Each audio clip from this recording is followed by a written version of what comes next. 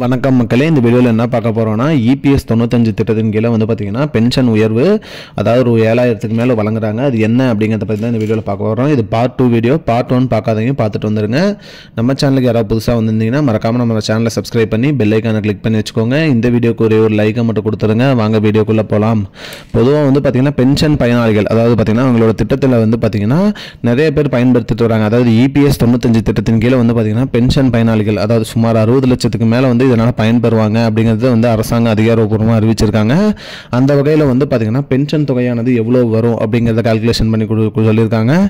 எவ்வளோ அப்படின்னு பார்த்தீங்கன்னா ஒரு 7000 ப்ளஸ் டிஏ அமௌண்ட், அதாவது பார்த்தீங்கன்னா 8000 8500 ரூபாய் வரைக்கும் மாதம் வந்துடும் அப்படிங்கிற மாதிரி சொல்லியிருக்காங்க. அதே வகையில் வந்து பார்த்தீங்கன்னா இந்த பென்ஷன் வந்து நீங்கள் எத்தனை வருஷம் ஒர்க் பண்ணீங்களோ அதுக்கு ஏற்ற மாதிரி கால்குலேஷன் போட்டு தான் அமௌண்ட் வரும் அப்படிங்கிற மாதிரியும் சொல்லியிருக்காங்க.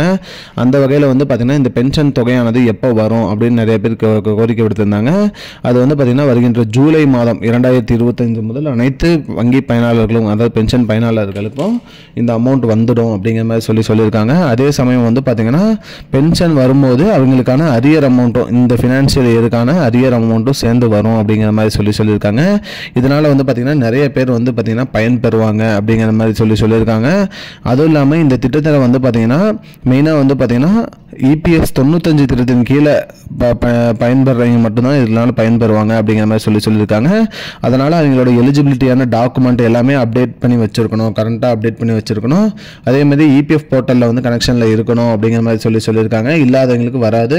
இது எல்லாமே கரெக்டாக அப்டேட் பண்ணி கரண்ட்டில் இருக்கிறவங்களுக்கு மட்டும்தான் இந்த அமௌண்ட் வரும் அப்படிங்கிற மாதிரி சொல்லியிருக்காங்க. மக்களே, இதுதான் மக்களே இப்போதைக்கு வந்த முக்கியமான பயனுள்ள தகவல். இது போன்ற பயனுள்ள தகவலை தெரிஞ்சுக்கொள்ள நம்முடைய சேனலை மறக்காமல் சப்ஸ்கிரைப் பண்ணுங்கள். இந்த வீடியோவை உங்கள் ஃப்ரெண்ட்ஸ் அனைவருக்குமே ஷேர் பண்ணிவிடுங்க. நன்றி மக்களே. இன்னொரு வீடியோவில் சந்திப்போம். I don't understand your jokes, man. Because it's not a joke. முன்ன பின்ன தெரியாத ஒரு பையனுக்காக subscribe விடுற அந்த மனசு இருக்க, அதான் கடவுள்.